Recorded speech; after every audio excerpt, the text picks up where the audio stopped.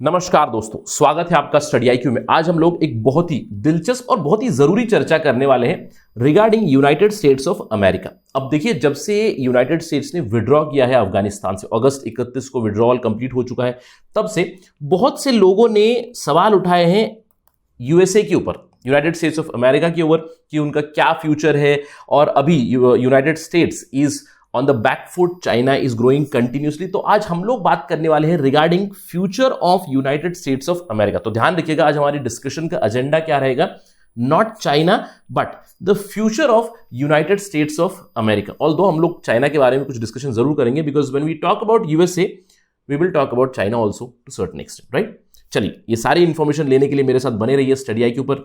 और अगर आप political science and international relations के छात्र हैं, अगर आपकी ऑप्शनल है in UPSC civil services examination, do watch this till the end, क्योंकि बहुत सारा आपको फॉर्डर मिलेगा, डेटा मिलेगा यहाँ पे from exam perspective. Let us begin the discussion. मैं हूं आपका दोस्त राहुल साईगांवकर। अगर आप मुझे फॉलो करना चाहते हो, you can follow on the ID @RahulSai222। और अगर आप एग्जाम की प्रिपरेशन कर रहे हैं तो डू विजिट studiiq.com या फिर डाउनलोड करें हमारा ऐप गूगल प्ले स्टोर से। A lot of competitive exam courses are running. We have UPSC course, we have a lot of state PSC courses also. Do explore those courses. चलिए, बात करते हैं कि आज हमारा एजेंडा क्या है। जैसे कि मैंने आपको बताया कि एजेंडा हमारा होगा फ्यूचर ऑफ यूएस पावर, यानी कि अफगानिस्तान से विड्रॉ करने के बाद इतनी ज्यादा आलोचना चल रही है यूनाइटेड स्टेट्स की कि उनकी हेजेमनी खत्म हो रही है, उनका भी ज्यादा कुछ फ्यूचर नहीं बचा है। जो वो बहुत बड़ा ग्लोबल पावर था वो भी डिक्लाइन पे है, अगला पावर चाइना है। इन सब चीजों के ऊपर हम लोग बहुत सारी चर्चा कर चुके हैं पहले भी, लेकिन आज हमारा एजेंडा क्या रहेगा, इसी सवाल से जुड़ा रहेगा। लेकिन हाउ वुड वी प्रोसीड, यहां पे मैं आपको कुछ एक्सपर्ट व्यू पॉइंट्स बताऊंगा। कहां से? देखिए, हाल ही में इकोनॉमिस्ट जो है, इकोनॉमिस्ट ने एक प्रोग्राम रन किया हुआ था जहां पे उन्होंने इनविटेशन दी थी रिनोन्ड राइटर्स को, रिनोन्ड स्पीकर्स को, पॉलिटिकल एनालिस्ट को, पॉलिटिशियंस को, जहां पे उन्होंने ये सवाल पूछा, what is the future of American power. तो आज हम लोग देखेंगे उनकी क्या प्रतिक्रिया है। तो it is actually a collection of multiple articles written by renowned personalities, very important from political science perspective. चलिए, सबसे पहले बात करते हैं हेनरी किसिंजर के बारे में, right. Henry Kissinger, you know Henry Kissinger was secretary of state at the time when Indira Gandhi government was there in India. आपको याद होगा, Henry Kissinger, he was the national security adviser of USA, secretary of state रह चुके हैं। वो कहते हैं कि why America has failed in Afghanistan, right. Afghanistan से विड्रॉ हो चुके हैं, तो क्या है फ्यूचर अमेरिकन पावर का। देखिए, ही says that America inward looking हो चुका है, स्पेशली जब से ट्रंप की सरकार थी। We know that deglobalization चल रहा है, अमेरिका फर्स्ट की बातें चल रही है, और बाइडेन एडमिनिस्ट्रेशन में भी पहले 7 से 8 महीनों में हमको यही दिखा हुआ है। लेकिन what Henry Kissinger says here, वो कहते हैं कि America cannot escape being a की कंपोनेंट। वो कहते हैं कि अमेरिका एक बहुत बड़ी पावर है, अमेरिका एक इंटरनेशनल ऑर्डर का एक बहुत बड़ा भाग है, और वो विड्रॉ नहीं कर सकते हैं no matter how much they try. They are trying right now, right, isn't it. Trump की सरकार ने ट्राई किया, बाइडेन सरकार यही कह रही है कि we do not want to fight the forever wars. लेकिन he says that you can not withdraw from the international order. What has happened now with the Afghanistan thing is America's rashness, it is going to lead to more and more disappointment. To certain extent, Henry Kissinger believes कि American hegemony down हो रही है। वो believe करते हैं कि आगे चल के डिसअपॉइंटमेंट होगी, स्पेशली एलाइज में। It is going to encourage the adversaries like Russia and China, and it is going to create a lot of confusion among observers. और उस ऑब्जर्वर में मैं कह सकता हूं कि इंडिया भी एक बहुत बड़ा ऑब्जर्वर है। ऑल्दो इंडिया और यूएसए की काफी क्लोजनेस है, I wouldn't call them total allies. India alliance में कभी जाता नहीं है, India is a partner, so it has created a lot of confusion in Indian foreign policy for sure. अब ये थी हेनरी किसिंजर की व्यू। इसके बाद हम बात करते हैं क्या कहा फ्रांसिस फुकुयामा ने। देखिए, Francis Fukuyama on the future of American power, he believes that yes, Afghanistan से जो विड्रॉल हुआ ये तो बहुत बड़ा चैलेंज है, लेकिन ये इतना बड़ा इशू नहीं है with respect to American hegemony, जितना उनकी खुद की जो लोकल पॉलिटिक्स चल रही है, जहां पे पोलराइजेशन हो रही है। अगर हम लोग अमेरिका की बात करें, रिसेंटली हम लोगों ने सेंसस के बारे में बात की थी, white population is on decline, different ethnicities they are becoming assertive. बहुत सारी प्रोटेस्ट है, आपने देखा होगा ब्लैक लाइव्स मैटर इशू। तो जो पोलराइजेशन शुरू किया था डोनाल्ड ट्रंप ने, वो अभी और भी ज्यादा बढ़ रहा है। तो Francis Fukuyama says this is the biggest challenge rather than withdrawal from Afghanistan. Right.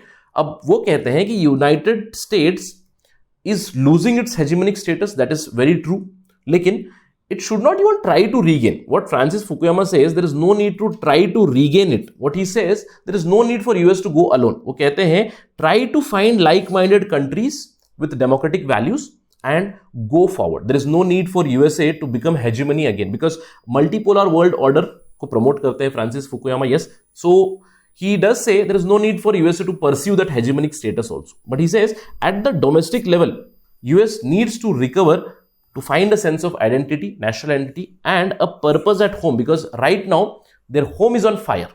जैसे कि मैंने बताया सोशल पोलराइजेशन हो चुका है यूनाइटेड स्टेट्स में, वो सबसे बड़ी चैलेंज है यूएसए को, rather than this issue of Afghanistan. Fukuyama के बाद बात करते हैं रॉबर्ट डी कैप्लान के बारे में। देखिए रॉबर्ट डी कैप्लान कहते हैं कि जो अफगानिस्तान में हुआ, जो इराक में हुआ पहले भी, वो कोई बड़ी मैटर नहीं है। यूएसए एक इतना बड़ा पावर है that it can recover from any sort of failures. अब ये क्यों मानते हैं ऐसे? रॉबर्ट कैप्लान कहते हैं कि अगर आप किसी भी रीजन में देखिए जहां पे यूएस इन्वॉल्व है, अगर मैं बात करूं, देखिए Afghanistan stands here, somewhere Iraq stands here, अगर आप यूएसए की बात करें it is far away from all these issues. अपना खुद का एक आइलैंड लेके यूएसए और कनाडा बैठे हुए, तो उन्हें ज्योग्राफिकल एडवांटेज बहुत ज्यादा है। तो वो कहते हैं कि अगर यहां पे कैटास्ट्रोफिक फेलियर्स भी हुए हैं तो उनके ऊपर ज्यादा कुछ खतरा नहीं आ सकता। ऑल्दो ग्लोबल टेररिज्म के चलते ये हम लोग पूरा नहीं मान सकते, but still Robert D Kaplan he argues कि जो ज्योग्राफिकल एडवांटेज है वो बहुत हद तक नहीं रहेगा यूएसए के साथ, क्योंकि दूसरी कंट्रीज का एक समर्थन जरूर चाहिए यूएसए को। यूएस हेजिमनी तो डाउन हो ही रही है, it requires allies, it requires credible deterrents elsewhere also. Geography से वो खुद तो सेफगार्डेड है, लेकिन जो रशिया थ्रेटन कर रहा है, जो चाइना थ्रेटन कर रहा है विद रिस्पेक्ट टू ताइवान, इन सब के लिए एलाइज की जरूरत पड़ेगी यूएसए को आगे चल के। He says that geographical bounty can not solve every problem for USA, so USA needs some sort of credible allies. जो ज्योग्राफिकल सेफगार्ड था वो तो है अभी भी in terms of security, but they need allies outside. इसके अलावा एक बहुत ही इंटरेस्टिंग व्यू पॉइंट दिया था नाइल फर्ग्यूसन ने। नाइल फर्ग्यूसन इन्होंने काफी ज्यादा क्रिटिसिज्म की हुई है ब्रिटिश की, ब्रिटिश सिस्टम की, ब्रिटिश कॉलोनियलिज्म, ब्रिटिश इंपीरियलिज्म की, हम जानते हैं इसको। नाइल फर्ग्यूसन ने कहा है कि American empire right now the hegemony of USA is on decline and the day American empire ends it is not going to be peaceful at all. ये पीसफुल वर्ल्ड नहीं छोड़ेंगे। इनफैक्ट इन्होंने यहां पे कंपैरिजन किया। क्या कंपैरिजन किया? पहले ब्रिटेन का, अभी यूएसए का। अब मोस्टली ब्रिटेन के ऊपर ये आर्टिकल है, ब्रिटेन के ऊपर उन्होंने बहुत सी चीजें बताई। ब्रिटेन एक बहुत बड़ी हेजिमनी रहा है। अगर मैं कहूं 19th और हाफ ऑफ 20th सेंचुरी की बात करें तो Britain has been absolute hegemon, isn't it?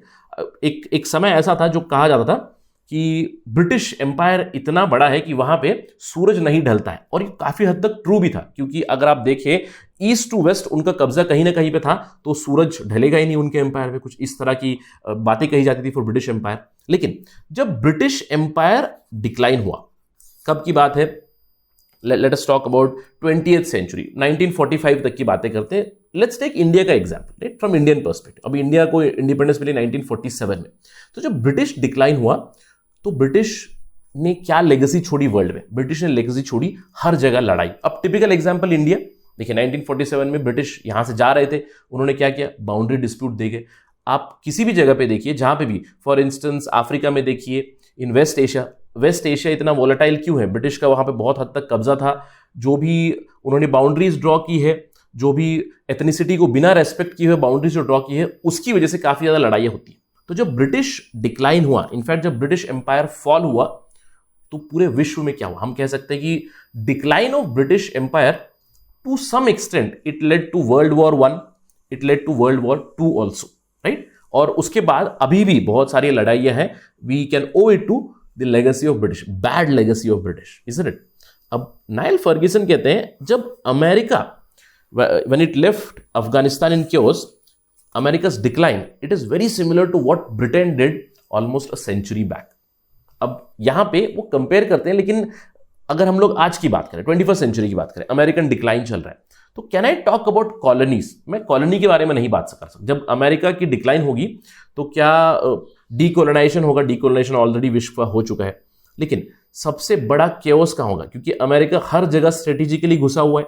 तो जब अमेरिका वहां से विड्रॉ करेगी, जैसे कि Afghanistan typical example, Iraq is an example, Syria is an example, Africa is an example, जहां से भी यूएस डिक्लाइन करेगा वहां पे वो केओस छोड़ जाएंगे आगे चल के। लेकिन यहां पे एक बहुत ही इंटरेस्टिंग चीज है विथ रेस्पेक्ट टू मनी। जब यूएस का डिक्लाइन होगा, जब यूएस एम्पायर विल फॉल, तो पैसे के मामले में बहुत बड़ा केओस होगा, ये कहते हैं। अब वाई, देखिए अगर हम लोग अमेरिका की बात करें, आज 2021 में अप्रोक्सीमेटली अमेरिका पे उधार कितना है, अमेरिकन डेट कितना है, $28 trillion. I am repeating, $28 trillion. They have debt of $28 trillion.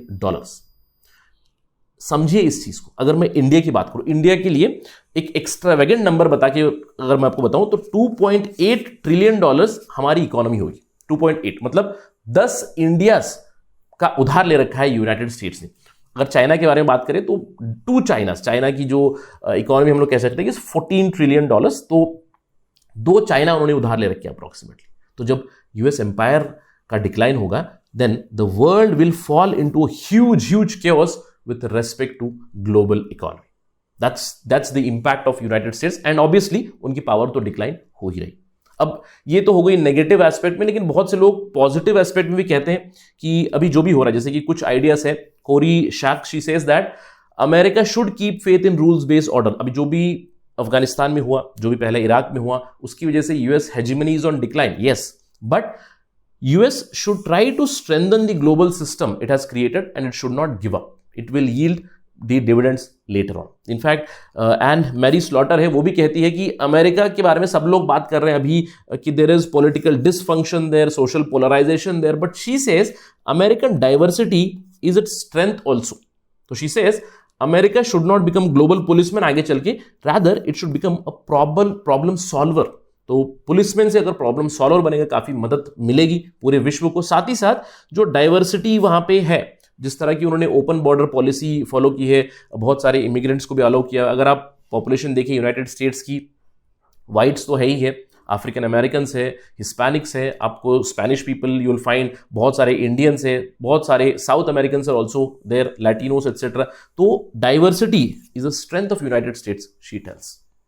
So these are some of the ideas with respect to US power. Overall, अगर हम लोग एक कंक्लूजन की बात करें, एक निष्कर्ष की बात करें, यहां पे क्या निकलता है, यूनाइटेड स्टेट्स डिक्लाइन हो रहा है, लेकिन कुछ लोग पॉजिटिव है, स्पेशली कोरी शाक, एन मैरी स्लॉटर, वो कहती है कि United States will play a bigger role if they strengthen the global system for sure. लेकिन कुछ लोग पेसिमिस्टिक या फिर रियलिस्टिक व्यू पॉइंट से देख के बताते हैं कि यूएस जब डिक्लाइन पे जाएगा, यूएस की हेजिमनी और भी जब कम होगी, तो चाइना तो चैलेंज करेगा ही करेगा, लेकिन वर्ल्ड ऑर्डर को थ्रेटन जरूर कर सकते हैं। और नाइल फर्ग्यूसन तो कहते हैं in terms of money it would be very very bad for the global economy. So let's wait and watch क्या होगा।